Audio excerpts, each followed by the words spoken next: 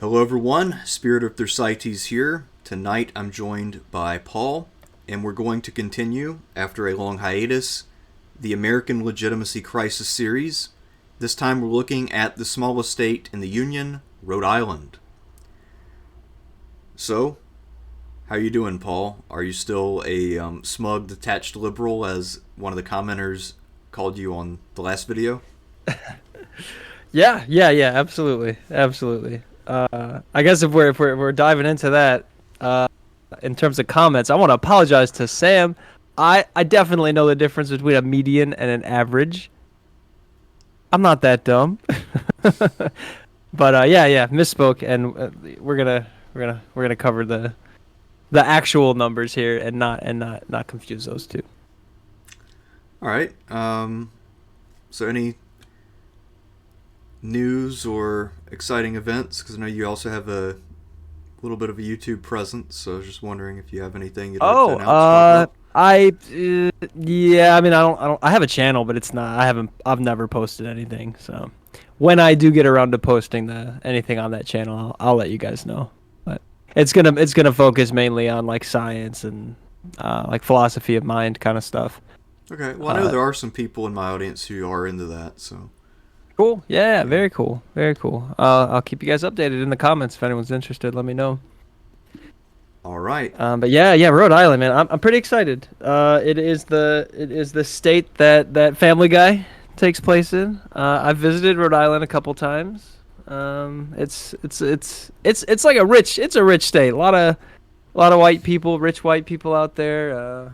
You know, Brown Brown universities there. Yeah, I feel like Uh, it's one of those states. I bet you could easily walk either across it east to west or north to south within what, maybe a day, 2 days max.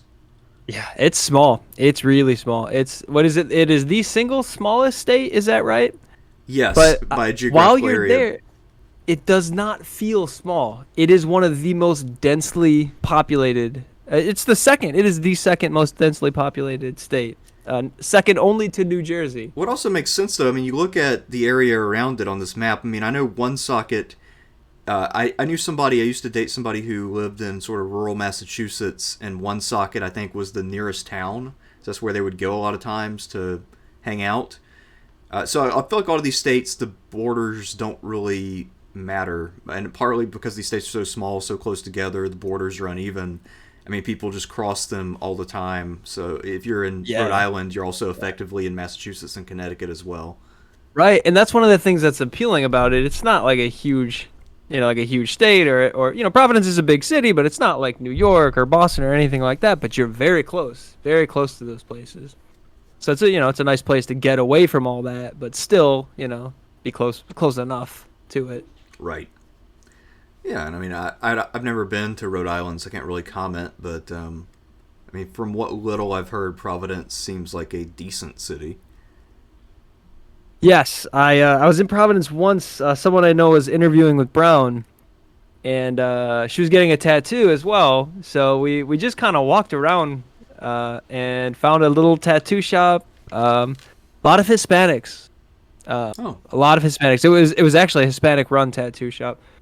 Um, it was nice. It was really cool, really nice. And we were staying in like this classy like B&B. I forget if at the time this was like I don't know, man, 10 years ago.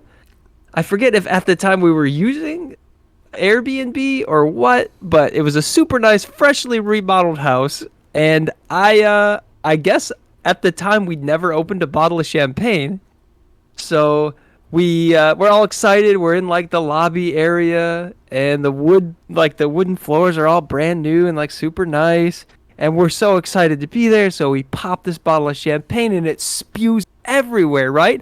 As champagne does. Covered the floor, covered the table. We didn't know what to do, so we went and we got the guy. We're like, "Oh man, this bottle just exploded." He's like, "What happened?" And we're like, "We opened champagne and it just sprayed everywhere." And he's like, "That should be expected when you open champagne." And he was furious. Like we just like spent the next like half hour mopping up the floor and stuff. I felt so dumb. oh, well, that sucks. But yeah, no, it's great. It's really fun out there. It feels a lot like New York. It feels a lot like the East Coast, you know, because it is. Yeah. Everyone's got that accent. You know, they say coffee, they say water. Also, it all seems Surprisingly, like the outtakes of what was that movie with directed by Clint Eastwood, Mystic River. oh Jesus, I don't know. Yeah. So it sounds like Lois from Family Guy. She's got the accent. So does Peter. Peter. Hey, yeah. Peter. Although I have heard, I mean, I haven't been to New England personally, so I can't confirm this, but I know in general a lot of the regional accents, if they're not quite dying, they are softening. Uh, Yeah, I mean you'll notice none of the guys on this list today have an accent, except one of them kind of does. Not really. Like when you get into politics, they sort of shift. They try and emphasize. Except for Bernie, fucking Bernie Sanders, he's still got it, man. He's still well, yeah. got that I mean, I accent. guess he doesn't really give a shit though about that kind of stuff. He doesn't. Right, He doesn't right. Why really would pay you? too much attention to optics. I mean, he's won without it, so why would he? I mean, think about it. Like he went to Vermont, which was Republican, ran as a socialist, won, and changed the politics of the state. So he's like, Right. I know what the fuck I'm doing. There's a method So to the madness. right, right. Whereas in Alabama, the median household income was 51,000. In Rhode Island, the median household income is $71,169. So about 20,000 more in terms of the median household income. And let's see, the average income for individuals. I found this like interesting data. This site that has the breakdown by gender. So it's got two different average incomes. One for males, which in Alabama was 67,900. For males in Alabama, for females in Alabama was $67,400. So not a huge difference. Rhode Island, though, the average income is for males 81,652,000, and the average income for females is 74,474. So yeah, the people on average are obviously more wealthy than people in Alabama. Not surprisingly. Right. I guess it is worth mentioning though that the cost of living, of course, is quite a bit higher in Rhode Island when compared with, say, Alabama. Yes, the median property value in Rhode Island was 283,000 in 2019, which is 1.18 times larger than the national average of 240,000. Between 2018 and 2019, the median property value increased from 27,800 to 28 to 283,000. Home ownership is 61.7%, which is lower than the national average slightly, not really. Let's see. The economy of Rhode Island employs 532,000 people. The largest industries are restaurants and food services, elementary and secondary schools, and construction. I've read that they don't rank very high on the quality of their infrastructure. Like they're second only to Mississippi. Like one of the states with the worst infrastructure. I don't know why the infrastructure is so terrible in Rhode Island. That Strange, is but odd. that's a big problem. I mean, part of it might be weather. I think they could probably get a lot of rain, and it's based on just how much of it is open to the sea. I mean, there could also be flooding issues that can Well, also right, do but there damage. should be a lot of like tax dollars to fix the infrastructure, you'd think. Well, I mean, one of the characteristics of New England, because I know everybody always thinks, oh, well, that's blue America. They probably have high taxes and lots of regulation. But the problem is that even though all the politicians there are socially liberal, a lot of them also have very many ties to corporate America, and they're not really willing to crack the Yeah. whip. Um, Right. and in fact, we'll see that with the people we're going to talk about, at least with some of them. Although, Yeah, so actually, it's funny. With the first guy we'll talk about, the biggest scandal I found corruption-wise is one of the, I think probably the pettiest scandal we'll have discussed so far, because it's wait, who? very Are small you talking fries. Yeah, wait, McKee. McKee, okay. Yeah. I couldn't find any. Not that I looked, but I didn't find many scandals with McKee. I thought you were gonna mention Buddy Cianci, man. I didn't even want to get into him, but talk about corruption. Apparently there was a lot, a lot. during his term, but we don't have to go into that just yet. We can hold off. Yeah, we can hold off on him for a bit. So in terms of other general thoughts on Rhode Island, I mean, obviously it was one of the original colonies. It's been a part of the country since the very outset. Like you said, home of Brown University is probably its most, I'd say, most famous university. I don't know. I feel like Rhode Island doesn't really feature very prominently in the national discourse, just because it's so small and because, in relative terms, there aren't that many Rhode Islanders running around. Yeah, yeah, that's fair. Something notable. Whereas Alabama had 65%. Well, in terms of the ethnic breakdown, I know we talked a little bit about some of the racial history in Alabama, but not too much. There was, let's see, the five largest ethnic groups in Alabama are white, 65%, black or African, 26%, white Hispanic, 2%.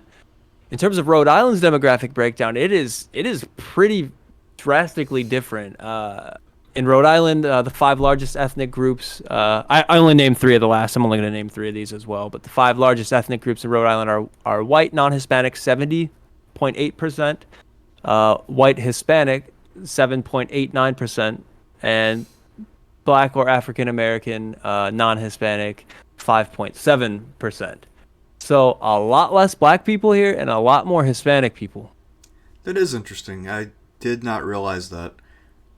Yeah, like substantially less. Especially, But you a lot mentioned more they're Hispanic. they're white Hispanic as opposed to non-white Hispanic. Yeah, let me see if there's a non. No, it doesn't say that. Huh. On the actual Wikipedia page though, this is different. I'm pulling from a place that consolidates a lot of different data sources, but on the Wikipedia page, I'm pretty sure that it had even more than that. Let's see. Yeah, because I remember the number being closer to 15% Hispanic, which would be combined of the white Hispanic and the non-white Hispanic.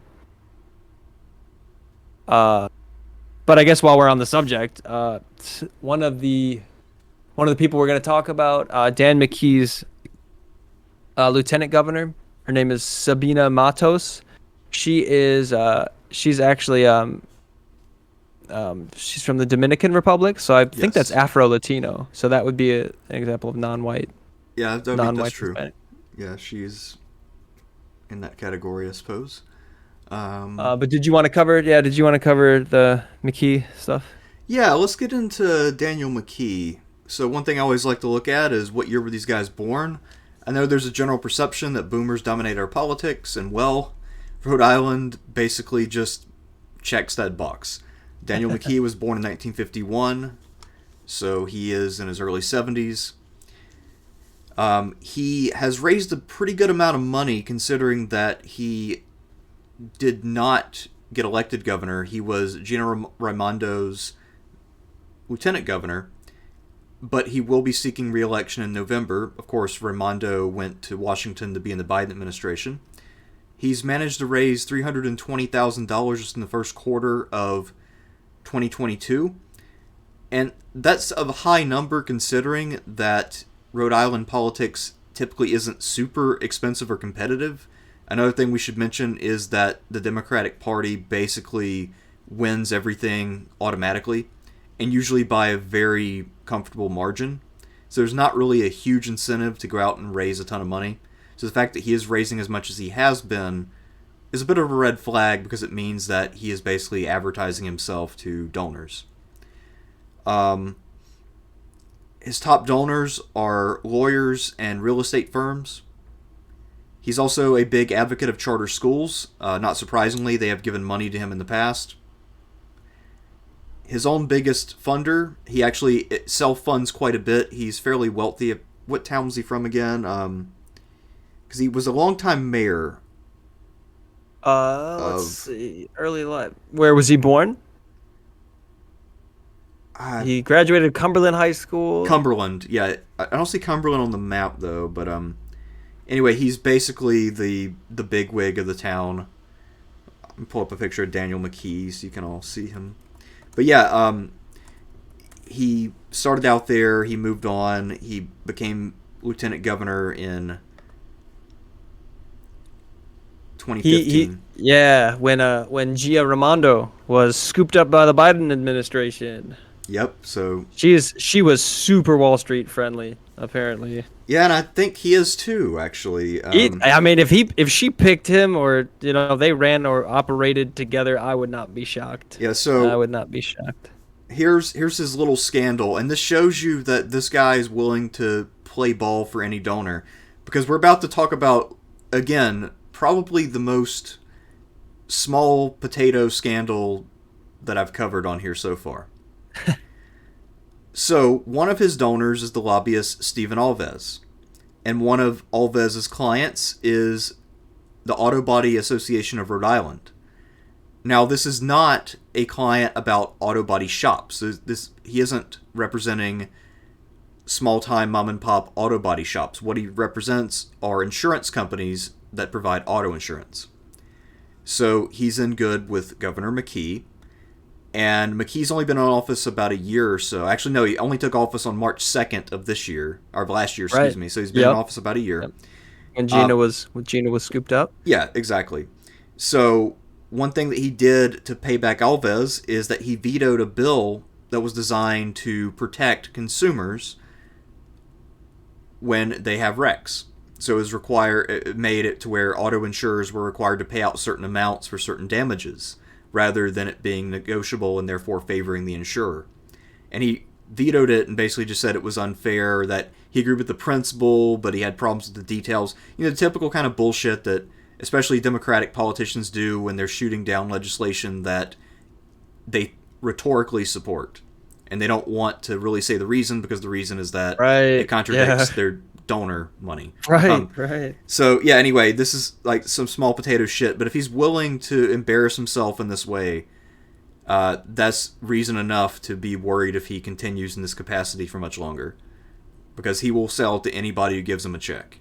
He's up for he's got to run again, right? And it's this cycle. It's actually this year that he'll be running again. And he hasn't officially thrown in his intention to run. He hasn't mentioned that he's actually going to run for re-election yet. So I don't know if he's waiting to do a later announcement, or if he plans on not running at all. I don't know. I get the impression he's pretty ambitious. I mean, like I said, he raised a lot of money already to run. Is that right for his? But he hasn't announced the campaign. I think it's because he's waiting to see if anybody will run against him. I don't know, though. I think he wants to try to play the I'm a serious statesman kind of deal. I think that's what's going on here. Interesting. Also, he did some underhanded shit, because, of course, Raimondo made him relevant statewide, because before that he was just a 6-term mayor of a small town. So he's basically just a local yokel, and then she scooped him up to balance the ticket. And then as she was leaving office and before he took over, he started critiquing her handling of COVID. This is a very 11th hour thing he started to do. Yeah. And so then he took over. This is right as the vaccine was becoming widely available, and then he tried to take full credit for getting his state vaccinated. So, I mean, this is a sleazy bastard we're looking at here. I mean, Rhode Island did an awesome job. No, they did fine overall. They were the 5th state to hit the 70% vaccinated mark. Right. Yeah, that's top 5, man.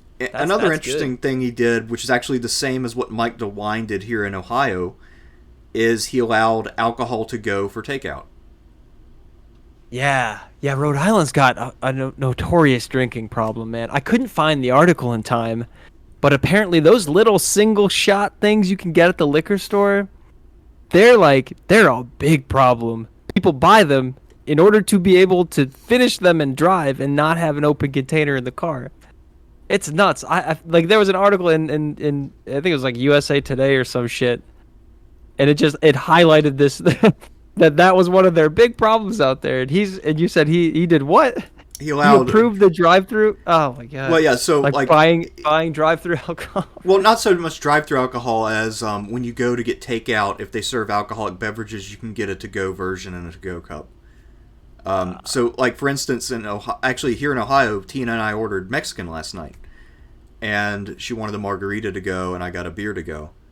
So, I mean, it's something that is actually pretty cool, especially if you don't have alcohol at home or whatever.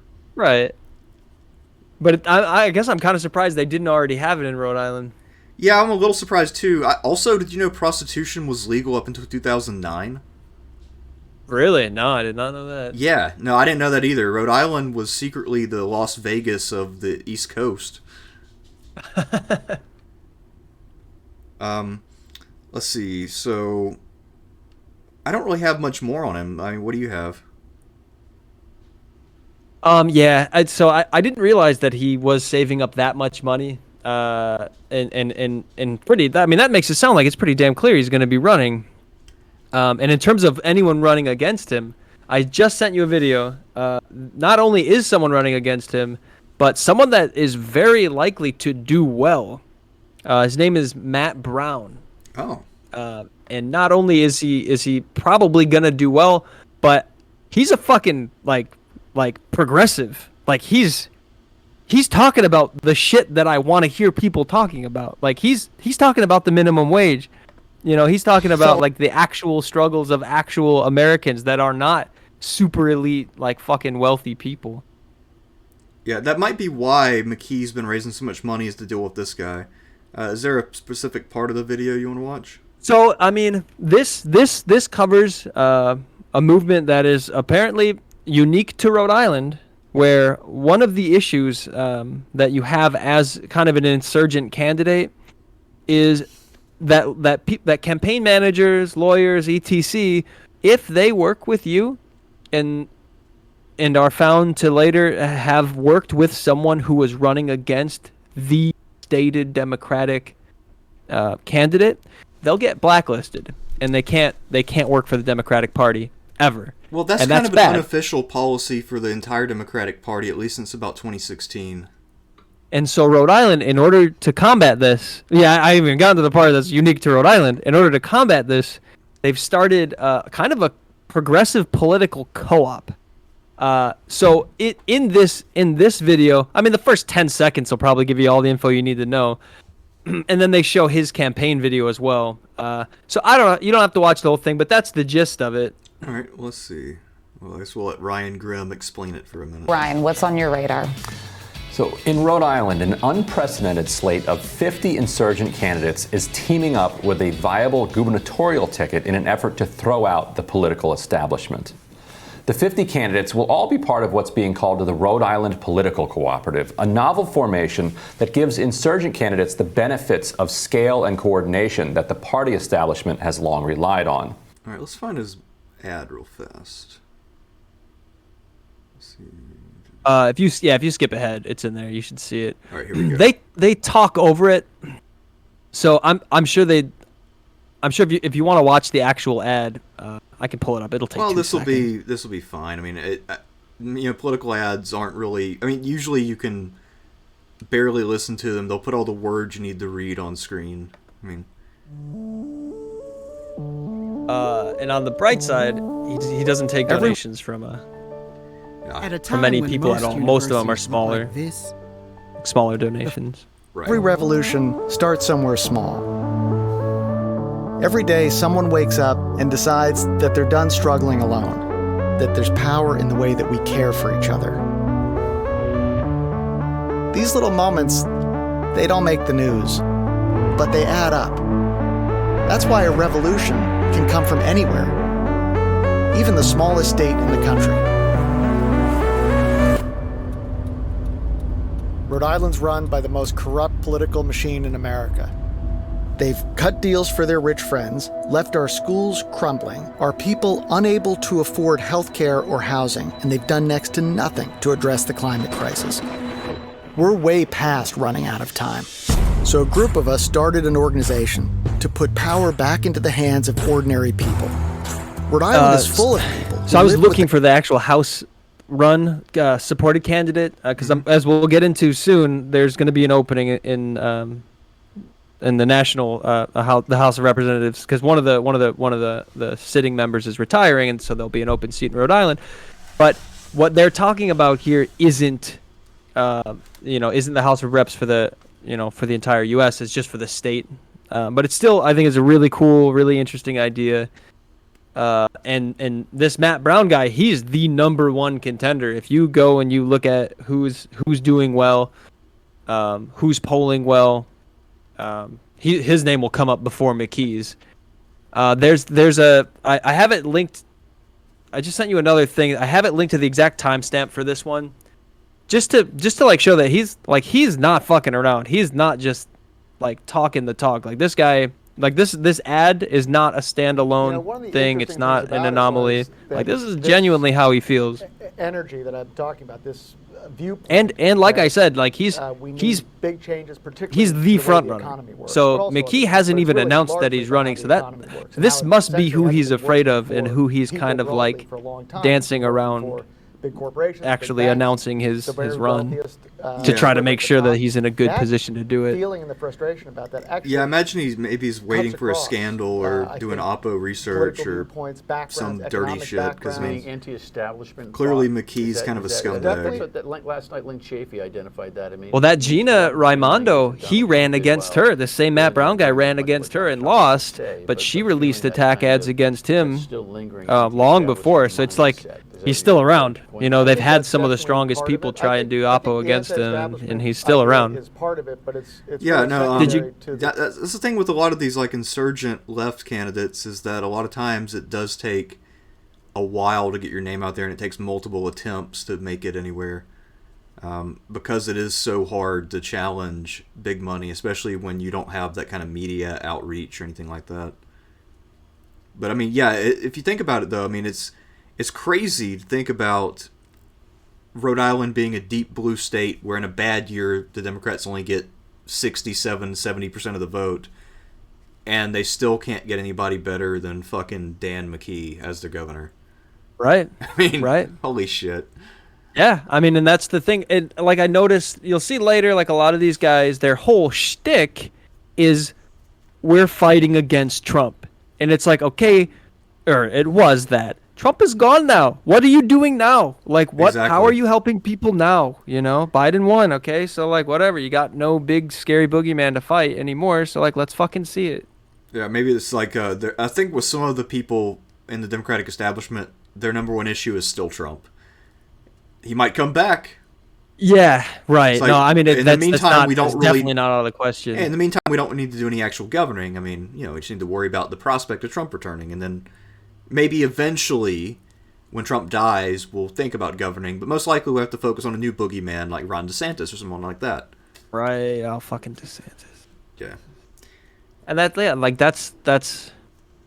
the risk you run of playing all these political games. It's like you are just fighting each other, and you're not actually doing anything, for the actual fucking citizens. But yeah, exactly. the clip I just said is at the 5:30 mark. It should sync right to the 5:30 mark. He only talks for about 10 or 20 seconds. So. Yeah, I already played it.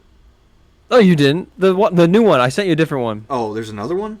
Yeah. Okay. Yeah, there's a real one. This is him actually being interviewed by someone who disagrees with him. I haven't seen it yet. Hold on. Okay. Is this Matt and Cynthia for Rhode Island, or? Nope. Okay. Is it the WPRI? Oh, yep, here it is. That's the one. Yep. All right. I thought we just played this, but we'll see. One of the interesting things about it was that this. I think it's the same clip. Energy that I've. You don't have it on the screen share, so I don't know what the hell you're watching. Changes, particularly. It should be on screen. I guess. Okay. Here, I'll do this. I think this will make it visible. There we go. Okay. Yeah. Okay. Right. So I'm not seeing what you're recording. There's the issue. Gotcha. Okay. Gotcha. The way the economy works, but also other things. But it's really largely about how. Yeah. So if you already played that, you don't have to play it again. If you already played this. Okay. So I guess that's how screen share works. Okay. Yeah. Just make sure. Yeah. Just boot it up on this screen, or otherwise I can't see it. Yeah. Yeah. Because he's actually talking about substantive issues rather than. Right. I've noticed a big tactic now that the establishment Dems do is when they try to defend the banks, they will try to make anyone who opposes helping the banks as a racist. Like somehow there's that link. Every time. In terms of so McKee, yeah, he's probably gonna run again. who knows? He hasn't officially announced it yet, but that's who he's going to have to run against. In terms of his lieutenant governor, she's pretty interesting. She, like we said, she's an Afro-Latina. She's the first Dominican American to hold statewide office in the U.S.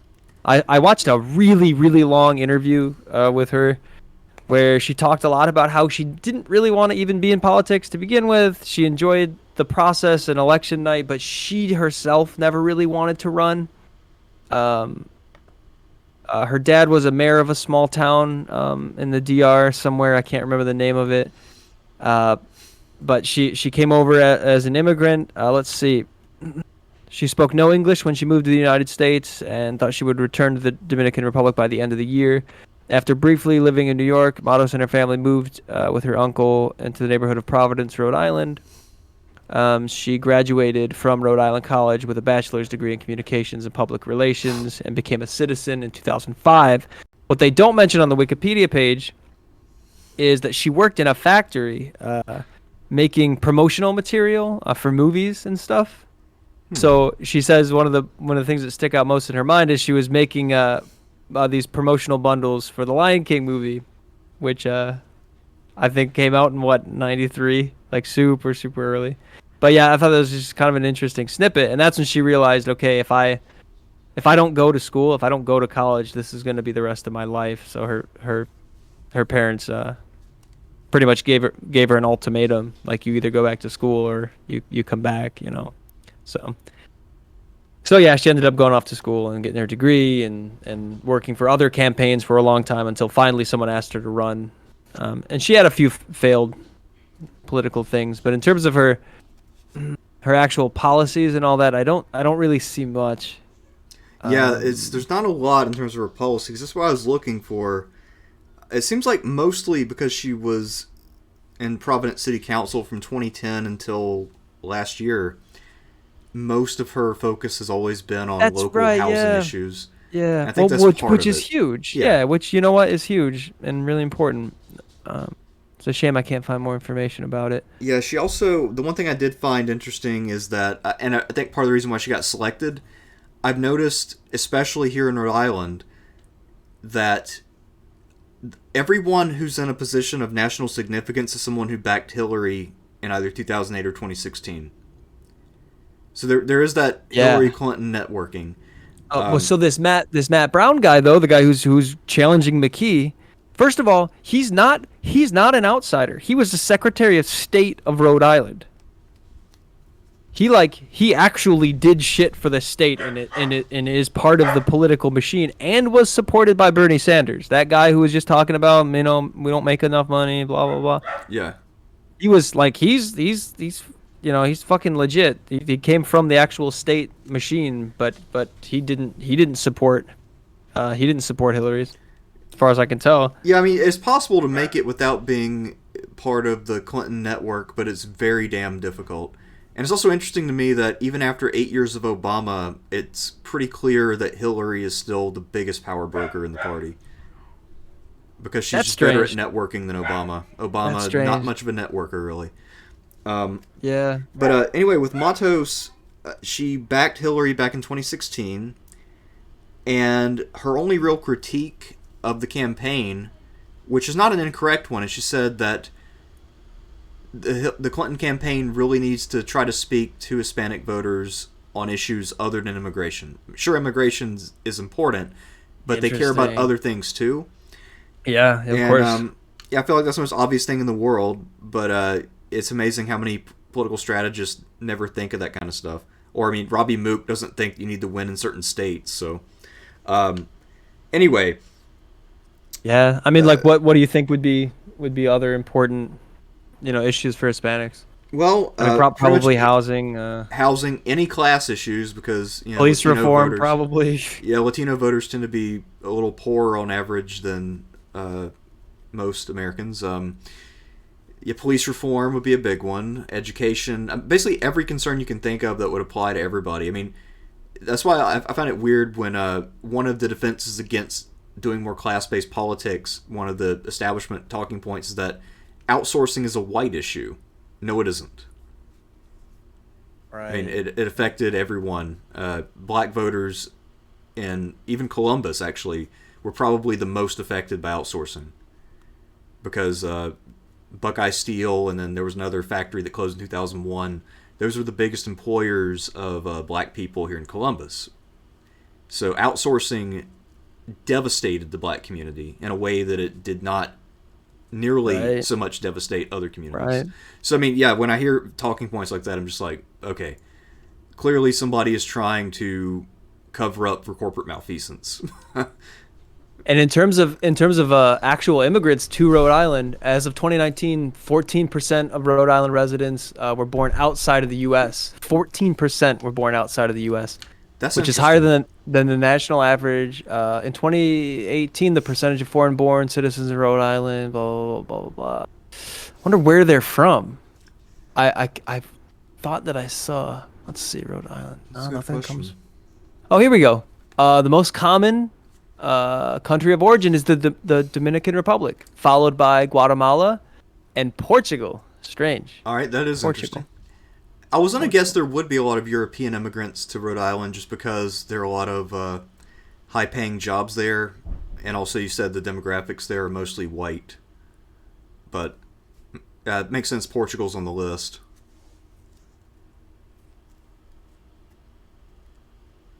Let's see. So anything else on Matos? Because I feel like there's not a lot to judge her on, really. Yeah. I mean, she hasn't really been in the spot that long. I think the key takeaway is going to happen in November when we figure out who is still there. You know, who wins that seat, because he's got to run. He hasn't had to run yet. Kay Ivey from Alabama, she didn't have, the first time she was in, she didn't have to run, but ended up winning her re-election. Oh yeah, one thing I forgot to do was to set up a tier list like we had last time with the visualization. But just so that we get caught up, I mean, I would say McKee's probably an E. Not quite an F, but I think he's an E. This is tough. With Matos, I don't even want to rank her. There's not really anything to work with in terms of I guess she's a to be determined. She's TBD. All right. Next up, though, we get to someone with a very long record in public service, and that would be Senator Jack Reed, who has been in his current position since 1997. 97? Yeah, 97. He also has been in Reed's politics. Been there a long time. In general, he started his political career back in 1984 when he was elected to the state senate, which actually means, interestingly enough, his political career is as long as the time that Anthony Fauci's been in his current position. Kind of crazy to think about, though. I mean, anyway, so Jack Reed went to West Point and Harvard. He served in the Army during the 70s, from 1971 to 79. He was the representative from the 2nd District after his time in the state senate. And despite the fact he was born in 1949, he didn't get married for the first time until 2005, and never had a child until 2007. And the person he married was a former staffer, or maybe a current staffer. I don't even know exactly, but it was definitely a staffer. Oh, really? Yeah. That's weird. So anyway, I mean, this was still like 10 years pre-Me Too, though, so... So anyway, I found that interesting because that's very unusual that somebody born in 1949 would wait until they're well into their 50s, I guess, to have kids. But, you Jack. Older parents are typically better parents. So he's currently 72, so he's got a 22-year-old son out there somewhere. Well, or younger child than that. Born in 2007, so still in high school probably. Well, you said he had a kid when he was 50. He's 72 now. Well, I meant in his 50s. Plural. In his 50s. Oh shit! Yeah. Interesting. I guess it's worth mentioning. So we were messing with the audio earlier. Apparently, I get better results if I communicate with people on Discord using my internal mic and then using my USB mic for recording. So I will sound better to you guys than I sound to Paul. So you sound like shit. Yeah, that's why he's missing to me right a few now. things I might say. It's a sacrifice, I guess. Yeah, I'll take it. I'll take it. All right. The wonders of technology. So when I was digging for Jack Reed's stuff, what I tended to find was, like sound bites about anti-Trump stuff. Like little clips here and there and talking about the impeachment and that's all. Like, yeah, like it's important, but that's not all. That's not all I want you to do. Yeah, he's got a lot of power. He's not someone with a lot of who gets mentioned a lot, but he is someone with a great deal of power. He's on the Appropriations Committee. He's the chairman of the Armed Services Committee. He's on the Banking, Housing, and Urban Affairs Committee. He raises a fair amount of money from a large variety of donors. So, for instance, he gets a lot of money from unions. He also gets a lot of money from Amazon. A little bit of a contradiction there. Yeah. Yeah. That right, an ununion. Right. Oh my God, that's bad. That's bad. And he also gets money from the defense industry.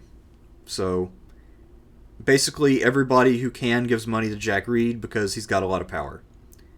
And ultimately, go ahead.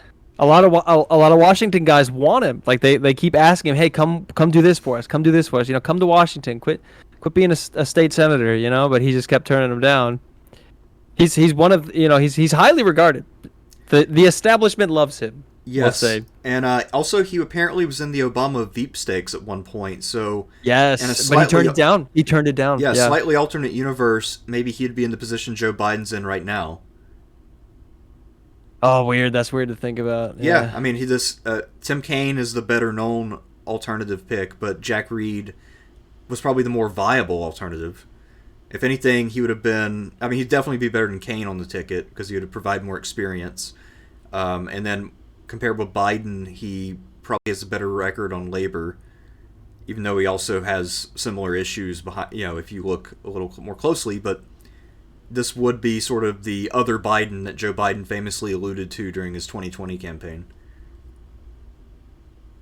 I will say, in terms of what I like about him, I'm just going to read this blip here. In July 2019, Reed and Minnesota Senator Amy Klobuchar sent a letter to Acting Homeland Security Secretary Kevin McAleenan requesting an explanation of the actions the DHS took in response to unexpected behavior of voting equipment in Durham County in North Carolina during the 2016 presidential election, and writing that it was critical that we learn as much as we can about the extent of the attacks we faced in 2016, and that these lessons be shared as widely as possible so that our nation is fully prepared for the 2020 elections. So what happened in 2016 is there was some way that Russia was able to get actual malware on actual voting machines that lay dormant during the 2016 election, and it just wasn't covered. It just wasn't talked about.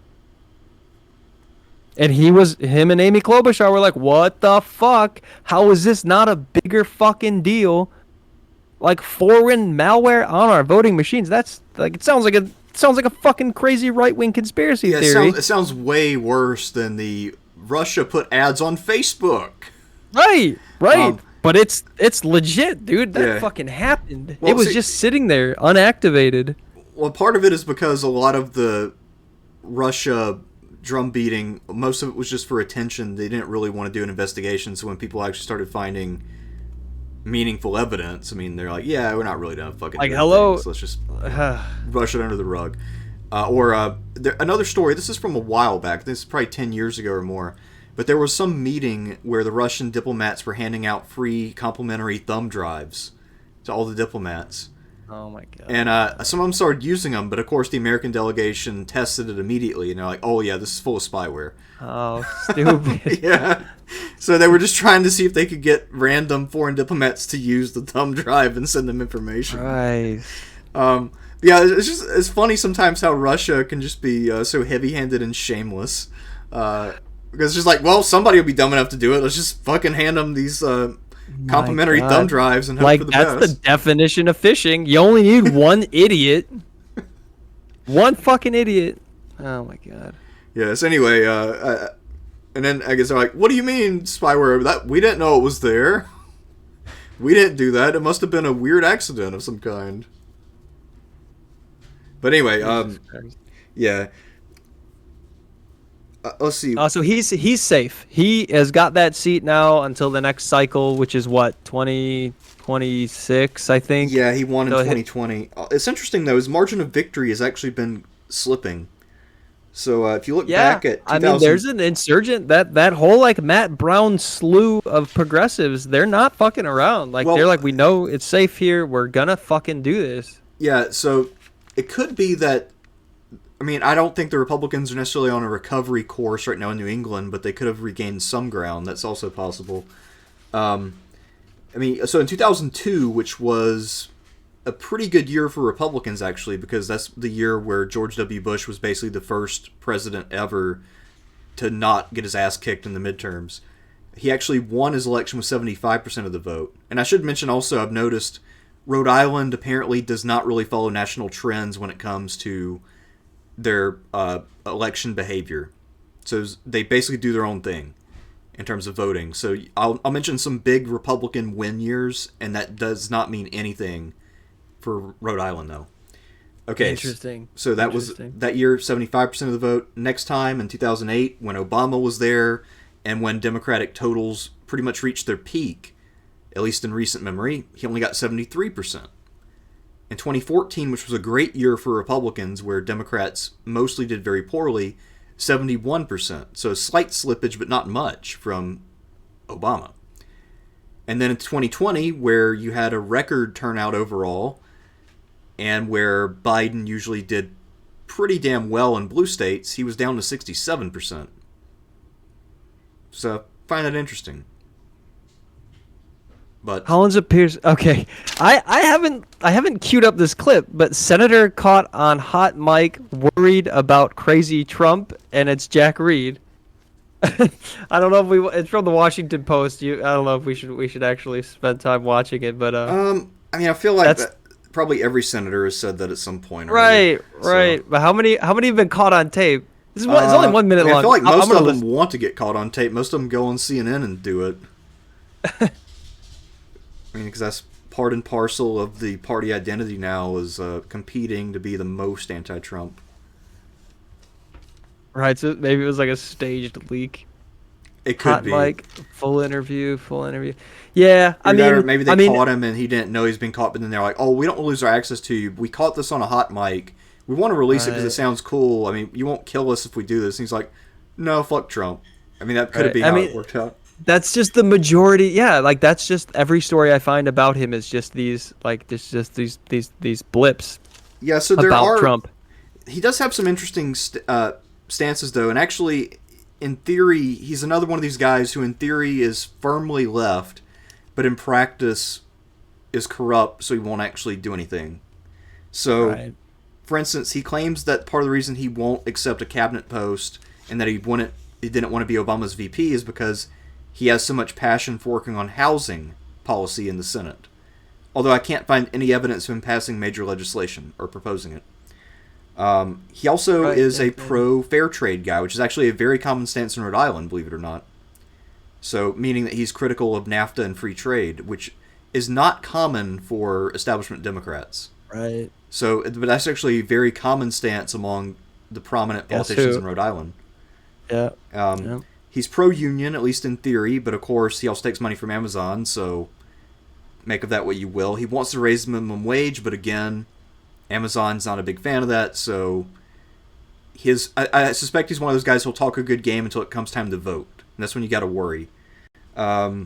He also took money from Jamie Dimon. Even then, I mean, he's not talking a good game. He's just talking shit talking Trump. That's all I can find. That's because if he talks too much of a good game on the issues that he, on paper supports, like minimum wage, and then people will expect him to vote for it, and then he'll have to come up with some ridiculous weasel reason to not do it because he's taking money.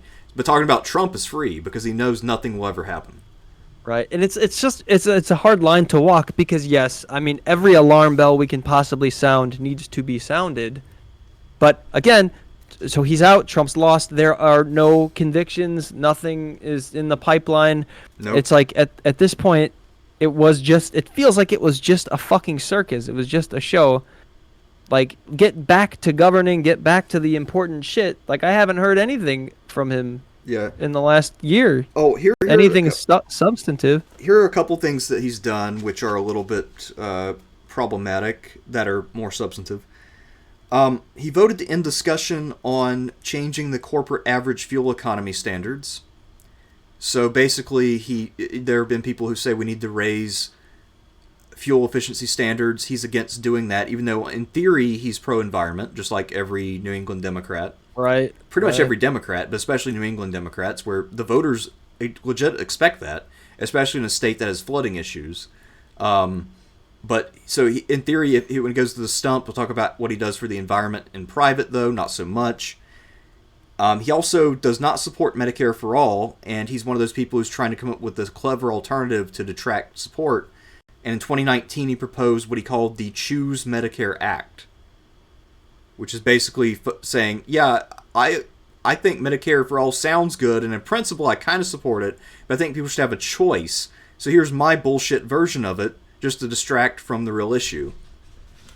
Just to, detract support and derail this some and keep people talking rather than voting. So, right. Yeah, I mean, he does do some damage, and he uses his I'm super anti-Trump shtick as cover. Because that's something that every Democrat will say, yep, that's great. Trump sucks. Yeah. As if that's a meaningful statement at this point. I mean, it's just like, yeah. It's like the sun rises in the east and Trump sucks. We know. Well, he's safe and sound until his next election. On the other hand, the other senator from Rhode Island, Sheldon Whitehouse, has to run this year. Yes. He has some. There are some people running against him. I doubt he's gonna lose, but one of them in particular, I forget his name, Seth Magaziner. He was gonna run for governor, but decided to withdraw from the governor's race in order to run for this spot instead. But yeah, let's talk a little bit about Sheldon Whitehouse, because he's a really interesting example, especially when you consider like the whole like Rhode Island picture. So Matt Brown, insurgent, progressive candidate, wants to run for the governor, wants to run in the governor's race against Mckee. Also endorses Sheldon Whitehouse, who was one of the super delegates that voted for Hillary Clinton. So I just what is it about Sheldon Whitehouse that's appealing to Matt Brown, right? I don't know. I mean, I feel like he does have some cred with a lot of people on the left, because he is considered to be one of like the 5 or 10 most left senators. Yes. So I think, and I suspect, what is appealing when you search Jack Reed, you see a lot of anti-Trump stuff, but this Sheldon Whitehouse guy, the majority of his stuff, when he has time to talk and when people are listening, he talks about dark money in politics, which is fucking huge, man. Which is like huge. One of the biggest problems. Asterisk. The problem with talking about dark money is it makes it out like there are a few certain types of campaign contributions that are the problem and everything else is fine. And you just need to do a little bit of a patch on our electoral system, and then everything will be fine, the corruption will be gone. The problem is not dark money per se, the problem is money. Right. Oh, I want a quick correction. Seth Magaziner is not running for his Senate spot. Seth Magaziner is running for the second congressional district in the House, which we have not gotten to. Langevin seat, because he's retiring. Yes, so ignore him for the moment. Yes, I mean, also, it's interesting with Sheldon Whitehouse, I don't think in his heart of hearts he is a progressive, but he does do a pretty good job of playing one on TV. Yeah, I mean, he's from a very wealthy family. He's part of this like super rich, elite, wealthy, fucking, what is it, a yacht club? I can't remember. But he caught a lot of slack for that, because guess what? Everyone in that yacht club is white. It's like, oh, great. So you're part of some super elite, all white group in Rhode Island. What do you have to say for yourself? And he's like, oh, I don't know. I don't think it's their policy to be all white. It's like, well, of course it's not their fucking policy. Yeah, because if it was their policy, that'd be way worse. Yeah, so I mean, you can't. I mean, country clubs are kind of more implicitly racist than explicitly. Right. So, but anyway, I mean, yeah, he had a pretty promising start to his career when he was a U.S. attorney and then Attorney General of Rhode Island. So he was a U.S. attorney in his area from 93 to 98, so in the Clinton years, and then he was the AG of Rhode Island. And actually, as a U.S. attorney, he kind of went against the grain of what the Clinton administration was like. Because Bill Clinton, of course, was pretty pro-corporate. He allowed mergers of mega corporations. He didn't enforce monopoly laws or anything like that. But Sheldon Whitehouse kind of cracked the whip as a U.S. attorney. Another thing that he did was he looked into municipal corruption in Providence, which resulted in the mayor being convicted on conspiracy charges in the 90s. And that was called Operation Plunderdome. Was that Cianci? What was the governor? It might have been that guy. But anyway, I mean, this put Sheldon Whitehouse on the map as an ass kicker. And apparently it got him so much cred with Washington where, like 65% of the guys we talk about in D.C. are lawyers by training. He's known as being one of the best former attorneys, and especially prosecutorial attorneys. So actually, his name was mentioned for that Supreme Court seat when what's-his-face died back in 2020, early 2020, Scalia. Oh, is that right? Yeah, so Whitehouse's name was actually in circulation for that just because of his old reputation. Even though he's never been a Supreme judge. Court. Yeah, right. So, speaking of the Supreme Court, he asked the infamous boofing question to what's his name, Kavanaugh, during the Kavanaugh proceedings. Remember all that nonsense? And like butt chugging a beer is called boofing. Sheldon Whitehouse was the guy that was like, you mentioned in your high school yearbook that you boofed or you liked to boof with the bros. Also, what is a devil's triangle? Which is clearly a fucking... Yeah, it's like everybody knows what that is. Threesome position, right? And Kavanaugh just lies through his teeth. Also, I find it funny, though, that... Well, I feel like it is a good way to fuck with a social conservative to make them talk about sex. Because, I mean, in private, they have no problems having affairs and doing other things that people do and talk about. But when it comes to in public, they want to pretend like, yeah, I've never had sex before. I'm not into that. That's gross. It's beneath me to discuss. It's just not appropriate. But he will. Now, I will vote to bomb children. That's not a problem. But I'm not going to discuss 3 people having sex together. Right. Fucking Kavanaugh. Yeah, so... it was Cianci. Yeah. It was Cianci. The Operation Plunderdome, in which Mayor of Providence Vincent Buddy Cianci was eventually convicted on conspiracy charges. Yeah, I mean... So, yeah, he gained some fame with that. He's been coasting on that to a large extent. He does usually, I guess one of his stronger stances is he is pro-environment. And as the state attorney general, he also imposed a heavy fine on an oil company that spilled a bunch of oil in the bay. I forget the name of the bay, but it starts with an N, and it's a large part of Rhode Island. So he was... And also, this is at a time, again, in the Clinton years where the Democrats were being very, very kind to corporate America in terms of not regulating them. He also opposed NAFTA, another Clinton initiative. So this is a guy who came into prominence at a time where he's going against the grain and winning. As kind of a more traditional New Deal Democrat against... So I feel like we're going to be reaching up into the low C's when we're scoring this guy. Well, what did we give Jack? What did you give Jack? Jack Reed, maybe a D, E, somewhere in there. You gave Mckee a D, an E. Yeah, Mckee I would say is an E just because he's pretty ineffectual, but he hasn't done any mega damage. How much did he have to do with COVID? Because if Mckee had a lot to do with COVID, the plans unrolling so well. The thing is, like, a part of the reason why numbers are still low under Raimondo is because the vaccine had just come out. Right. But yeah, I mean, so it's like... So he can't take any credit for that. That's the only thing I was really rooting for him on. Yeah, I mean...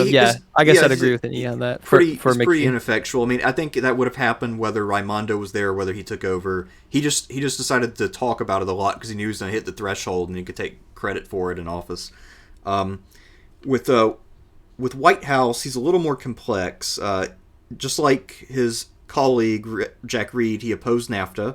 He is for fair trade, which I think is pretty great. Since 2012, he has made a point of speaking at least once a week on the Senate floor about the issue of climate change. That's cool, but I'd like to see a little bit more legislation, maybe some veto threats, something to really show some seriousness. Also, we should remember, if you've ever watched C-SPAN, you know this. Most Senate speeches are not attended by other members of the Senate. Most people go and speak to an empty room.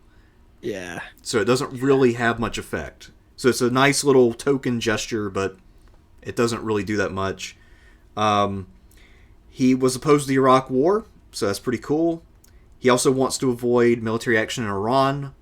No complaints from me. But one thing he was in favor of was intervening in Yemen. But he ultimately did cave to pressure from people in his state. As you mentioned, he's against dark money.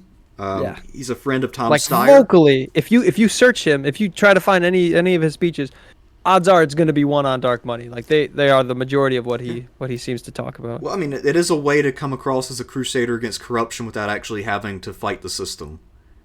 Because you're talking about fighting one of the outer abuses rather than the core issue. Sort of like going after a few people to set an example without actually going after the core problem. It'd be like if you're fighting a drug boss and you kind of strike a deal behind the scenes where you go after a few low-level dealers and then claim victory. I mean, it's basically the equivalent of going after dark money rather than going after money, period. Well, at least he's talking about it. Yeah, I mean, it's better guess than on nothing. some level, it's better than, yeah. Although that dark money talking point, that's also something Hillary talked about, and it's because she knew that it wouldn't affect her much. You could still raise all the corporate cash you want. You just have to do it a little bit more openly. And you have to disclose a little earlier. But, right. Yes, it doesn't really make a huge difference at the end of the day. I mean, it's better than nothing. I mean, obviously, if there was legislation to ban dark money, I'd vote for it if I could. But it's not... It won't solve the issue. Also, Whitehouse was born in 1955, so another boomer. Good friend with Tom Steyer, who of course ran in 2020 to try to play a fake progressive and take away votes from Bernie and run as the environment guy. So he also dicked over Jay Inslee. So, yeah, Tom Steyer, fun. Oh, also, Sheldon Whitehouse has officially become a backer of Medicare for All. Very cool. Yeah, As very of cool. 2017, he, after the election where it mattered the most, 2016, he decided to get on board, but still. Yeah, I mean, I feel like Whitehouse is... I'd say he's like a C. I feel like he's kind of my mental image of a generic Democrat. Yeah. Someone who, in theory, is for a lot of the right things, but in practice, he's probably not going to have your back on half of it when push comes to shove. Yeah, I mean, I hate the entire idea of superdelegates to begin with, but to know that, like, he absolutely was one of those guys up there casting the vote for Clinton, just, it bugs me. It bugs me. I mean, I'd probably, I'll go Plus all the C fucking just because beach he club talked about- stuff. Yeah, I'm cool with C. I'm I'll cool go with C C, just though. because he did mention boofing on the floor of the Senate, so that's kind of funny. Bonus points, yeah. Yeah, all right. Next up, we have David Cicilline, who this guy is interesting to me because he's super his interesting. record as mayor is fucking abysmal, but then in Congress he hasn't been that bad. So it's a bit of a roller coaster here. For him, I do have a clip. You can play as much of it as you want. I think it's pretty important because all the other crap we're gonna talk about aside, this guy is an attack dog. He doesn't just talk about Trump. He doesn't just talk about all this shit. He fucking pinned this guy to the wall, man. I don't know if you guys remember the Jeff Sessions, right? He refused to hear out one of the pretty important Russia investigations. He recused himself, with which infuriated Trump. You know, he's like, "Oh, I need you to be there for me. Oh, I need you to not recuse yourself." Sessions recused himself, so Trump found a new AG. He found someone else that would do his dirty work for him, and that guy was Matthew Whitaker. This is a clip of Cicilline grilling the shit out of Whitaker, and it's crazy to watch. Now, Cicilline, I think I'm pronouncing it wrong. I think it's Cicilline. His dad was a defense attorney for the mob, like a notorious defense attorney for the mob, which is crazy to think about. But he's also openly gay. He's got like, I found this interview that I couldn't pull up, and I couldn't find it. I don't know what happened to it, but I read it when I first started researching this. He likes to cast himself as, like a hustler. He says that he grew up, and if he wanted, he talked about remembering stealing flowers from his neighbors and then selling them to try and make money, which is whatever. But now he loves his brand new cars, all his classy shit, like super bougie, which is sort of annoying and grating, especially considering that, like, the alternative, like, progressive candidates that are in Rhode Island. That part's annoying, but I think, like, seeing him in action here, like, going, like just screaming at Whitaker like this is what we need more of. Like, yeah, so I mean, with Cicilline, I think that you mentioned he is the first openly gay mayor of a state capital. I think that he has coasted on that a little too much, because really, if you look at his term as mayor, that's about all he achieved was being gay. I mean, guys, okay, so when he came into office, he inherited a labor dispute with the fire department union. Okay. He left office with that still unresolved, so he was there for that's tough. Yeah. 8 years, 2003 to 2011, and he couldn't get it done. He could not break the stalemate. He promised he'd break it within 30 days after taking office, by the way. I'd love to know more about that. So that's super interesting. Basically, he was trying to shortchange them and pay them less than what they were asking for, and he refused to budge. That's why it kept dragging on, the contract negotiations, for his entire career. And it got him into trouble with people throughout his time as mayor because he's trying to become nationally relevant this whole time. So in 2004, he decided to hitch his wagon to John Edwards, who, did pretty well in that primary, became Kerry's VP candidate. Right. Edwards had to cancel an event with him because Edwards was running as the pro-labor guy. And then Cicilline was clearly not that because he's butting heads with the fire department so hard. Right. Yeah. So that got canceled. Fast forward to 2007, Hillary's running for president, and he's hitched his wagon to Hillary. Well, the problem is, Hillary doesn't want any of the heat of dealing with someone who's anti-union. Now, she's, of course, not very pro-labor, but she doesn't want any unnecessary problems. And actually, her record on that was quite a bit better in 2008 cycle than it was in 2016. So anyway, she backed the fuck away from him, too. She told him, okay, I appreciate your support, but you cannot show up to this event because it will get protested and other unions will jump on my ass. So stay away. You're toxic. We get to 2009. He eventually endorsed Obama. I think he spoke for him at the convention, and he wanted Joe Biden to visit Providence and speak for him. And Biden was going to come, but then the union requested to the Obama administration that they not give Cicilline any explicit support because of how bad he was on this issue. And so Joe Biden canceled on him too. Wow. So I mean, this is a guy who tried his utmost to suck up to the establishment and failed over and over and over because his record on labor was just that bad that a party that doesn't give a shit about labor was like, yeah, that's too much, man. Oh my God. Staying away from that. That's nuts. Yeah, I didn't know any of that. That's super interesting. And then, so another thing that happened in Providence, and I don't know exactly how much this was his fault. It's hard to say exactly because I mean, cities can be difficult to govern. But when he left office, he implemented some pretty stark cuts because there was a huge deficit. So not only was the city in debt, but also all its services have been slashed dramatically. Yeah, so you had a city that was broke and had shitty schools and everything else. Rhode Island's infrastructure, they're ranked the second worst in the country, man. They are, like, something is going bad with Rhode Island. They are falling apart. Like, literally, schools are falling apart. The roads are terrible. Yeah, and I mean, also, dude, if you just think about it, too, I mean, I imagine one of his reasons for not paying the firefighters is that he said they didn't have money. But they still, it's not like he managed to fix the budget. It's not like he managed to accomplish something with the money he saved but not paying them. So he just ended up losing on every front. He just looked like a complete fucking idiot. And but he's a dog in the courtroom, man. You watch him go to town. This is fun to watch. That's why I'm saying, like, we'll see that he's clearly better when he doesn't have to actually be an executive. But let's let him grill. He'd this make guy a real great fast. lawyer. He'd make a great lawyer. That's probably what he does professionally. Anyway, let's see what he does here. No.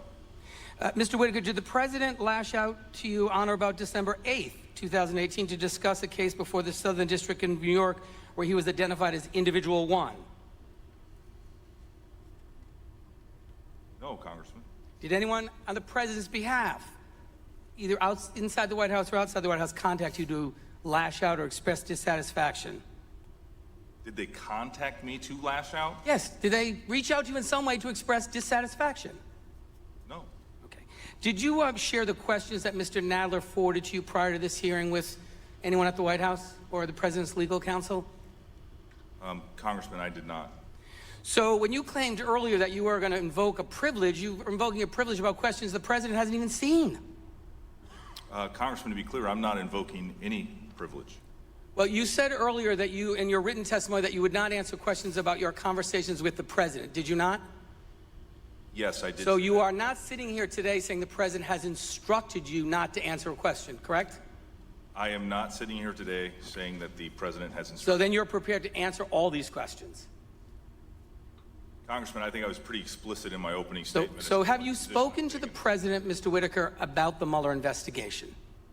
Congressman, as I have previously testified, I did not talk to the president about the Mueller investigation. Have you ever spoken to the president or parts of his legal team about information that you've learned? He's gonna get to it in a second. Related to the Mueller This guy investigation, or reached any other out criminal to investigation involving the like president? publicly to Trump Congressman, saying while I have I need to get his specifically attention somehow because saying I'd love to that be I'm his not going to AG and comment blah blah blah blah blah. about my conversations Just wait a with the second. president or his senior How much staff. more is left in I this have also video? been very clear Like the president has 2 not minutes. instructed me to do anything. Okay. So that wasn't my question. My question is, have you I had wish- conversations about what I you wish we learned? could skip That's a around yes and or a have no. these hot spots, but Yeah, I mean, this Congressman, seems I pretty spend typical all to day, me every of day a talking. Mr. Whitaker, my hearing. question is very specific. There's Have you a- spoken to the president or his legal team about what you've learned in the Mueller investigation or with the related criminal investigation? I mean, because basically, he's trying to pin him on. Has he disclosed information to you about this issue that we're trying to nail him on? And the Right. guy's saying, "No, I'm his AG. I haven't heard about it." So I mean, it's one of those things where I feel like anybody can press this lie. It's pretty transparent. right. I mean, Yeah, there's a few better spots and clips. I didn't segment them out. That's fine. I'll remember I mean, to do that next yeah, time. he's I mean, yeah, but I feel like that's pretty par for the course for kind of the establishment, or what do they call them, resistance libs. You can take a Trump lackey and dice them up in a debate where they're trying to defend absurd positions. I mean, just like getting Rudy Giuliani to trip over himself, it's not exactly hard. Right. And partly it's because they're tasked with defending ridiculous bullshit. They're in a position that's unwinnable from a debate standpoint. It doesn't matter how skilled of a debater you are if you're forced to defend some of the claims that Trump makes from time to time. It can't be done. Yeah, I mean they like to do all the mental gymnastics bullshit, and I guess it was just refreshing for me to see. I'd never seen anyone grill him in particular like this. He seemed to get a lot of fluffy questions from some of the other guys, but Cicilline just went to town on him. I don't know. It was interesting. I mean, again, none of it fucking matters because there have been no convictions. It's Trump's still running around free, and like none of these guys have had any consequences. Well, I mean, it was a at the dog end of the and pony day, it show. is just a show. Well, right? part of the success of the Russiagate thing, though, is, and part of the reason the Democrats went that direction, they raised a lot of fucking money doing that. Yeah. Especially from Democrats who were worried and thought that Trump was about to, like, I don't know, like have Russian paratroopers drop into D.C. and install Putin as emperor or whatever.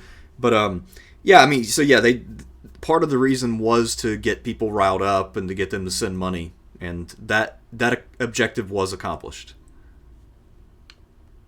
There are a few interesting things that he's done in Congress. I feel like, if anything, he's much better at being a congressman than being a mayor. I think he's a fairly generic congressman overall, but at least he's not a super shitty mayor. So that's an upgrade. So he's in the antitrust caucus. I think that's something the Democrats need to really get back to, is busting monopolies. The economy simply doesn't really work too well when you have a lot of monopolies, not a lot of competition. If you're trying to have a capitalist system, you need some competition. It doesn't work without it. Right. He is also keen on being a non-interventionist. Apparently, he claims that he has a principled stance on non-intervention and non-violence. So he was against getting involved in Libya, for instance, when a lot of other people were all about that. So that meant standing up to Obama, which is something not a lot of Democrats did unless they were coming at it from the right. So he actually came at Obama from the left, which is interesting because I think on most issues he's not really to the left of Obama.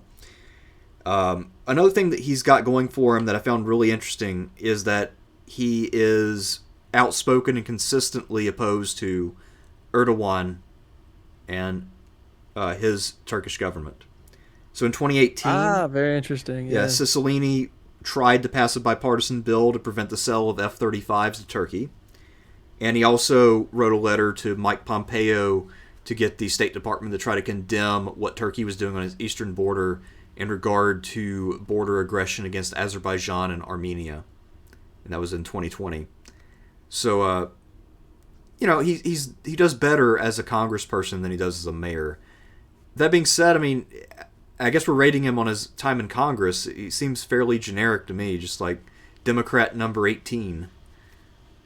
Yeah, I mean, it's cool to at least see him introducing the on bump stocks, some of the low-hanging fruit in terms of gun. Yeah, although guns are another issue where the discourse has become so polarized that even people who aren't really either all that into guns on the Republican side or all that opposed to guns on the Democratic side, they've been forced into two diametrically opposed voting blocks that aren't very representative of their actual views in many cases. Because there aren't that many people who are super 100% on either side of the gun debate. But voting-wise, because of pressure groups, they've ended up there. Well, not Bernie. Not Bernie. He still stands by what he initially said about hunting rifles. I forget exactly what he said, but yeah, and partly it's because he's from a rural state where hunting is very popular. Although he's definitely shifted to some extent because he used to be more just like, yeah, whatever on guns. But he's been under immense pressure. I remember he got hammered on that in 2016.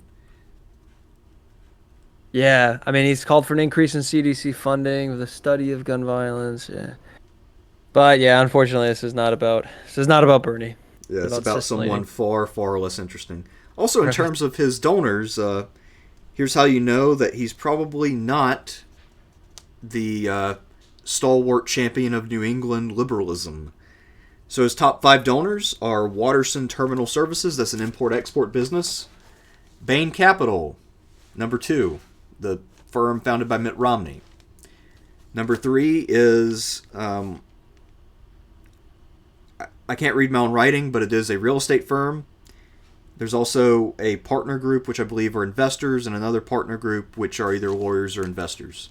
So, yeah. Yeah, the Waterson Terminal Services, I didn't know that one. Bain Capital, yep.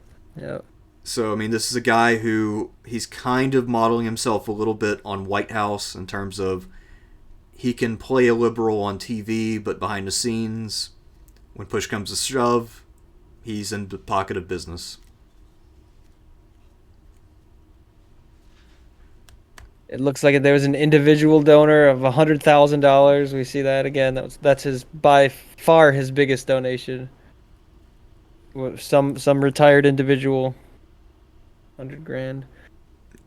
Yeah. Yeah, I don't know. I mean, there are things I like about him, things I don't like about him, but I guess such is politics. Yeah, actually, it's unfortunate that he's staying in office and the next guy's retiring, because I feel like the next guy's a step up. Jim. Well, Langevin. the next guy, I mean, it's pretty understandable. Also, it's worth mentioning both of the Congress people right now from the 1st and 2nd districts are both Gen Xers, which is kind of odd because there aren't really that many Democratic Gen Xers in office, that is. So Cicilline was born in 1961, so he's 60, and then Langevin is 57. He was born in 1964. Actually, he's the youngest of the Rhode Island Congress delegation, and he's also the only one retiring right now. Yeah. And this video, just the first 10 seconds, it will be all you need to figure out why he's so interesting. Let's see. I'll note he is the only and first quadriplegic to serve to serve in the House. Well, actually, I think what's her face, Tammy Duckworth, well, she was elected later though. But I think the distinction that he gained was being the first person to preside over Congress from the Speaker's chair, because they installed the wheelchair ramp in 2010. So he's the first one to be able to roll up there and conduct business. But anyway, here's his ad thing. At the age of 16, police cadet Jim Langevin's spinal cord was severed when a misfired bullet from an officer's revolver. Also, just pause. He actually was not a police... reenactment? He wasn't so a police nuts. cadet. He was in some He sort of was a program. 16-year-old Yeah, he kid. was. Yeah, he was. It was some sort of 16-year-old program child. for kids who were interested in becoming cops. He was Took not a actually a bullet cadet. to the fucking neck in Yeah. the police, like in the office somewhere, just because a cop pulled his gun out and it misfired, bounced off a locker, and got stuck in his fucking spinal cord. Yeah. Why and- did that happen? Why were they just playing with guns? Jesus Christ. I don't know. I mean, I don't want to endorse the stereotype that cops are dumb, but, well, cops are kind of dumb sometimes. I don't know how much more is even worth playing. Yeah. Also, but, he got a settlement of a couple $1 million out of this. Oh my as God, he damn he got a well lot of should money. have. Yeah, he And got I a think lot of money. Because of that, he's effectively been able to dedicate his life to politics because, Right. well, he's set for life. And Right. I imagine he also draws a disability check as well. So he's been able to dedicate his whole life to public service. And I think that, if anything, he's probably more genuine than the other 3 Congress people we've talked about today.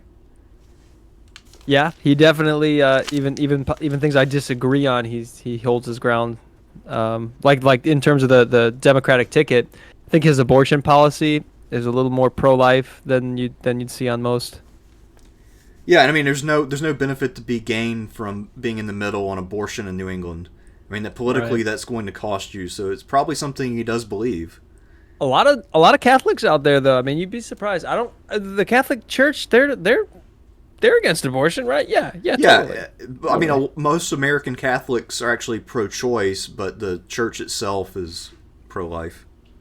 Because almost 50% of Rhode Island residents are self-identified Catholics. Yeah, I also noticed, I think most of the guys we talked about, I didn't mention it, but I'm pretty sure most, if not all of them, are Catholic. Yeah. Cicilline for sure, and Biden as well. I forget what state he's from. He's from Delaware. Well, I think he might have been born in Pennsylvania, but he always represented Delaware. Let a couple seconds play on this. I can't remember if there's anything else important, but that Played fucking off a metal reenactment, locker man. and hit him in the neck. This looks like fucking The unsolved incident left Jim mysteries. paralyzed from know. the chest down, ending his lifelong dream of being a police officer. Paralyzed from the They chest left a down. huge void in my life. That was even a bigger hurdle to overcome. That's him than- right there. Yeah. Than the physical readjustment of being paralyzed. No, it's But James had the good fortune to come from a loving family. And get With the $2 million. support of his parents and 3 siblings, he began Yeah, to make I mean, both it's the just physical nuts. What a and the crazy emotional story, dude. What a adjustments crazy needed story. to carry on with his life. the other. I sent you another video. Part 1 That was a big- shows him just kind of like doing his thing in Washington. You're on a time constraint, and you have to get places fast out there. So, being handicapped and being in a wheelchair, really provides a very unique set of challenges for him, and which is not surprising then that he spends a lot of time focusing on handicapped rights and like a lot of A issues tragic pertaining to shooting accident in handicapped his youth left Americans. Jim Langevin Yeah, he's paralyzed very from chest active to on toe. that front. But the debilitating accident was not enough to slow him down. In the 25 years since, Jim Langevin has achieved many milestones leading him to a powerful Yeah, he's been in the seat House for in the a House of long Representatives. time. It's historic that he's retiring. Jim Langevin represents Rhode Island in the United States Congress. He's the first quadriplegic to attain such a level of public service as an elected official. When I first got elected to Congress, it was definitely one of the most exciting days of my life, and it was still. And yeah, I'm not still sure how is much now, more you want in to a play sense, up to you, hard but to- yeah, crazy anyway. story. I Yeah, mean, he's, just really like tragic, but look what came of it. I mean, he ran, he won, Yeah, he's been very productive in terms living of his dream. Yeah. Yeah, and I think he also got involved. He's been in politics pretty consistently since he came of age, which for him would have been the '90s. So he has had a long career of being consistently employed in public office. Let's see, I think he got elected to the state senate or Secretary of State for Rhode Island in 1994, which also again a terrible year for Democrats, but Rhode Island just doesn't do trends that are national. So Right. he became known as being an anti-corruption warrior. Actually, Okay. he has a mixed record on abortion, as we mentioned. Right. One of the things he did was during the ACA debate, he wanted to prevent any funding from the ACA for going to abortion. He is pro-contraception, though. Let's see. That's a low bar. It is, but I mean, a lot of Republicans. I remember Rush Limbaugh had a whole talking point about that back in the day about holding an aspirin between your knees or whatever the fuck he was Right. talking about. And the fucking Catholic Church, man, they're super anti-condom, right? Even when it comes to like problems like AIDS in Africa, they're like, no, it doesn't matter. Yeah, abstinence only. Yeah. let's Stem see. cell research, obviously. So Yeah. here's an interesting contradiction. He's not super pro-abortion, but he's super pro-stem cell research. Well, you don't guess what, actually man? you don't actually have to. I mean, because like you can use fetuses that You are can get already stem dead, cells though. from Yeah. Right. Yes, I mean, like there are people who More try to fetuses fearmonger equal about more that. more stem cells. Because there are More politicians fetuses, who more stem do cells. try to fearmonger about they're gonna murder babies to get the stem cells, but that's not how it Maybe works. maybe that's why he's tiptoeing around abortion, because he's like, I could really benefit from more abortion, so let me say I'm not pro-abortion. Yeah, I mean, it could be. I think you can also artificially create stem cells, though, right? Like if you take. So certain kinds, but not the real juicy ones, no. Well, anyway. Also, stem cell, from what I understand, I saw that listed with the other guys as well, but I didn't mention it because it wasn't as big of a deal for them. But I think it's pretty much a standard position for most blue state Democrats to be firmly in support of stem cell. I think that's just kind of like a wouldn't be given, surprised. unless otherwise stated. I remember when I was up and coming, young man, I was super anti-abortion, super anti-stem cell research. It felt like such an important issue when I was younger. But now, like you'd have to literally be a quadriplegic for it to even come up. You know, this is something I haven't thought about in a decade. This kind of thing from a politician. You know, I did a lot of lab research. I thought about it a lot, but I hadn't thought about it as a political issue since I was very, very young. Yeah. Also, what's interesting, though, because even though he is very big on the rights of the disabled and a big advocate of stem cell, he's been very much hedging his bets on healthcare for a long period of time. Is that right? Okay. Yeah, so he'll talk about he sees the need for reform or quality, but he basically just does a word salad in order to say he's not for Medicare for all, but he wants to do something. So it's kind of that mealy-mouth thing until during the pandemic, Pramila Jayapal put forward a bill. One of the few things that she did that I thought was pretty wise, by the way, where she made the Democrats put up or shut up in terms of stating their position once and for all.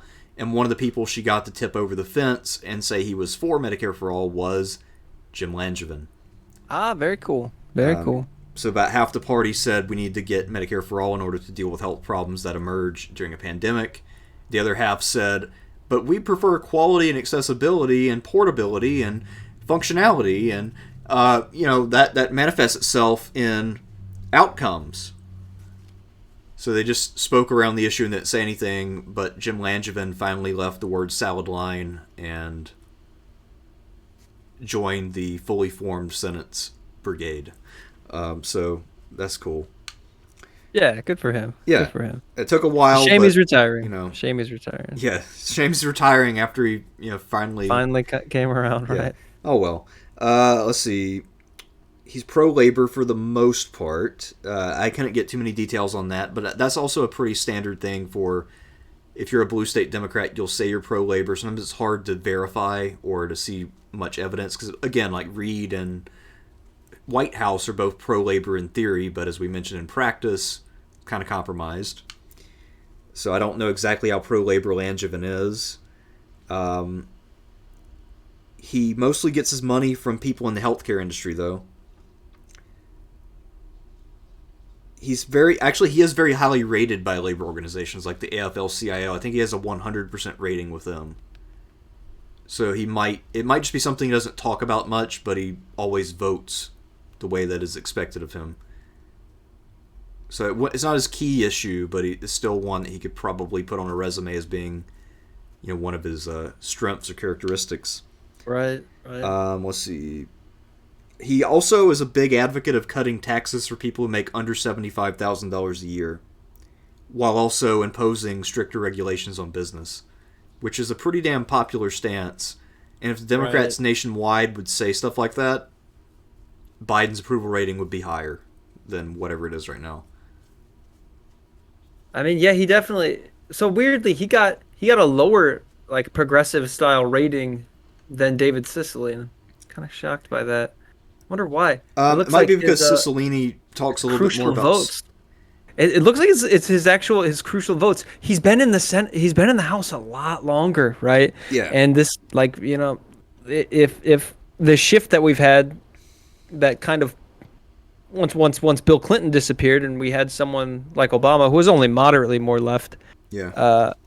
That pulled the party over. That hadn't happened. I mean, Langevin has been in the House for so long. I bet a lot of his older votes he's not so proud of. Yeah, he got an overall D.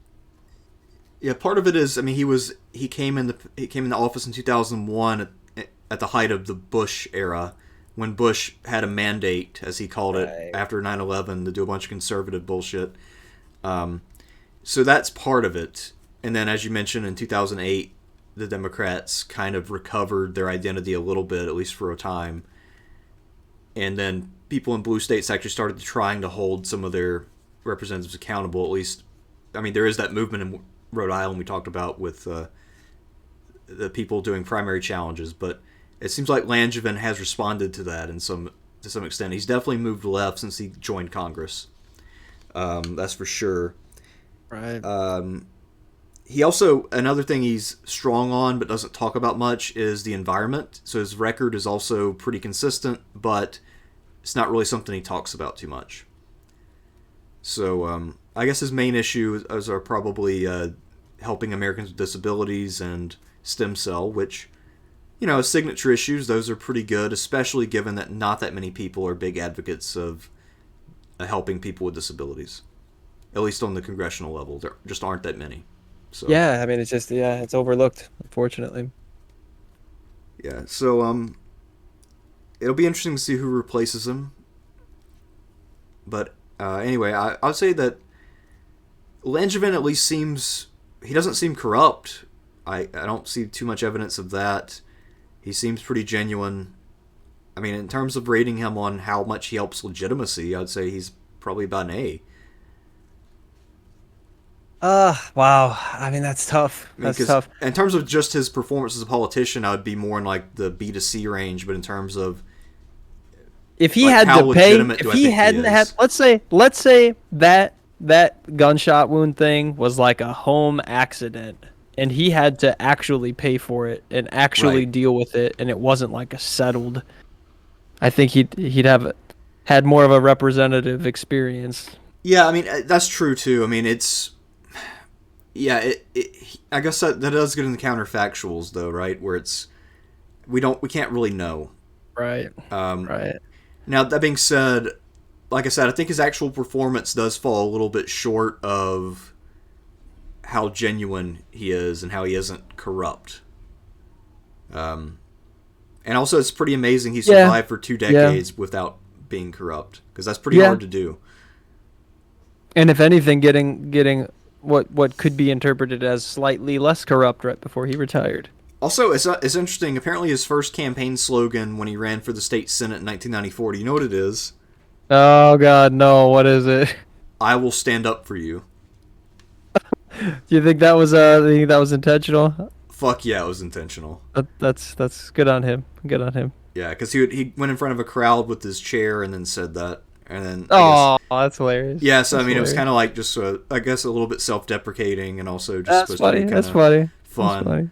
So I mean, yeah, I think it's clear he probably was fairly well liked by his constituents, but I mean, as you mentioned, there is the possibility of getting someone better in office. So Yeah. Well, see, it looks like that progressive coalition, that co-op they're not running anyone for this seat. They're focusing on state. They're focusing on state level stuff. Because I mean, open seats are the most winnable if you're an insurgent. I know. Taking out incumbents is a pain in the ass. Winning open seats, comparatively, is much easier. Running to replace him would include Omar Ba, founder and executive director of the Refugee Dream Center, Ed Paccio, former member of the Rhode Island House of Representatives, Seth Magaziner, Rhode Island General Treasurer. I don't know much about this Omar Ba person. I haven't looked anything into them at all. Let's see, psychologist, author, former journalist, refugee. Okay, interesting. Yeah, who knows? I mean, it's gonna be a race to watch for sure. Because the Democrat's gonna win it, and this is where you'd like to see the insurgent candidates come up and actually try and give the primary a decent shot. Yeah, I mean, strategically not running for this open seat is a massive mistake for the progressives. Cicilline, I wanted to mention that the district that he represents is the smallest district by population. The first district of Rhode Island. Let me see if I can find the actual wording for that. But there was something relatively notable about his district. Rhode Island's first congressional district. The district is currently represented. It is the least populous congressional district in the country. Least populous, probably because it's so small. Rhode Island is so small to begin with, and then you're cutting it in half. Rhode Island consists of only 2 districts. Only 2. Yep, and I think Langevin. Oh wait, no, Cicilline I believe is the one from the Woonsocket area, whereas Langevin I think is more of the Providence area. I think it would be a grave injustice if we didn't at least mention what actually happened with Buddy Cianci. So okay. I'm just gonna quickly brief just from the Wikipedia page really quick because it's interesting. He was an American politician, attorney, radio talk show host, political commentator, and convicted felon who served as the mayor of Providence, Rhode Island from 1975 to 1984, and again from 1991 to 2002. Cianci was the longest-serving mayor of Providence and one of the longest-serving mayors in the United States history, having held office for over 21 years. He was elected twice mayor of Providence. Earlier in his career, he served as a state prosecutor, yada, yada, yada. Where's the fun stuff? You know what he looks like? He looks a lot like Patton Oswalt. Ooh, a little bit. Yeah, a little bit. I mean, he looks like a Sicilian Patton Oswalt. He almost looks like JFK in the thumbnail, but not, I guess not once you actually zoom in. Yeah, where's maybe in his earlier pictures, like his younger days, looks a little bit like JFK, but he was forced by law to resign from office for the first time in 1984 after pleading no contest on assault and alleging an altercation with Bristol, Rhode Island contractor Raymond DeLeo. Cianci claimed that the man had been romantically involved with his wife, from whom Cianci was separated at the time. Both DeLeo and Cianci's estranged wife disputed the relationship. Providence municipal regulations prohibit a convicted felon from holding public office. After his resignation, he had a special election was held to name a replacement, yada, yada, yada. That story, it's not here on the Wikipedia page, but he imprisoned that guy. He held him captive and fucking assaulted him, man. The story is nuts. Yeah. But yeah, I mean that basically sums up Rhode Island. Yeah, we'll have to, because I know Sean and I for my main channel, we're thinking about doing some streams on famous cases of corruption. I'll have to add Buddy Cianci. Fun. Yeah, you gotta line up here. Seems like a fun one. All right. Well, I guess that's about it for Rhode Island. Next time, I guess we're planning on doing this again on March 19th for Montana, right? Yes, Montana. All right. Well, that will be the plan. So any of you who enjoyed this, let us know. And we'll plan on seeing you again on March 19th to talk about Montana. I might have another upload before then on something else, a book review. But that I won't have too many more videos before the Montana video. Okay, well, thank you all for joining us today. I've been Spirit of Thersites. This is Paul, the smug, detached liberal. And we'll see you around. Peace out. Adios. All right.